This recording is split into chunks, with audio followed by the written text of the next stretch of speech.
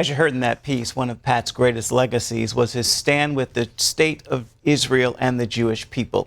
Israeli and Christian leaders in Jerusalem shared their gratitude for that steadfast support with CBN Middle East Bureau Chief Chris Mitchell.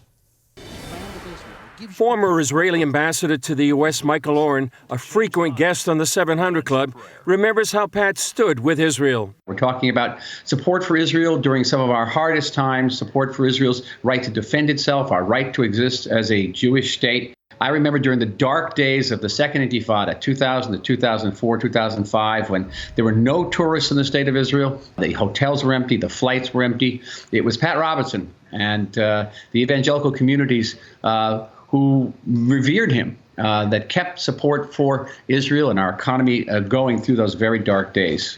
We owe him an historic debt. In 1974 on the Mount of Olives, Pat vowed to the Lord he would always stand with Israel and the Jewish people. He certainly kept his vow to the Lord, and we are the grateful recipients. Jerusalem Deputy Mayor Flor Hassan Nahum remembers Pat's friendship and love for the city of Jerusalem. We had no better friends than leaders like Pat Robertson for the city of Jerusalem, for advocating for the embassy move, for advocating for the full recognition of Jerusalem as a capital city of the state of Israel and the Jewish people. He saw us as no less than a holy proof that God exists. The plight of the Jewish people, how we got here, for him was nothing short of a miracle. In 2010, the International Christian Embassy Jerusalem presented Pat with a Lifetime Achievement Award for his unwavering support for Israel. He stood up for Israel and made that commitment to stand with this nation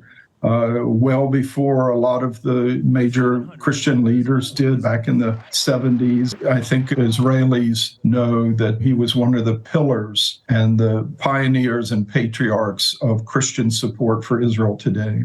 Prime Minister Benjamin Netanyahu tweeted, "He was a great friend of Israel, second to none. Over the decades, he led millions of his followers in supporting the Jewish state. I will fondly remember our many meetings together, his warmth and steadfast friendship, which stood the test of time and circumstance." There was nobody who loved Israel in the Christian world more than Pat Robertson. I don't think anyone had more influence on the Christian world. Because Pat Robertson had built CBN from scratch, that gave him a reach. It gave him an influence that was outsized, I think, any other person in the pro-Israel Christian space. Chris Mitchell, CBN News, Jerusalem. An incredible life, and as I shared with my family last night, we would not be here without him. Gordon? We will stand with Israel. We will continue our support for the Jewish state. We will continue our support for the undivided capital, Jerusalem. It is the city of our God. It's Psalm 48, the mountain of his holiness. And here's the conclusion of that psalm. For this is God, our God forever and ever. He will be our guide, even to death. And he was our God. He was my father's God. He will be our God, even unto death.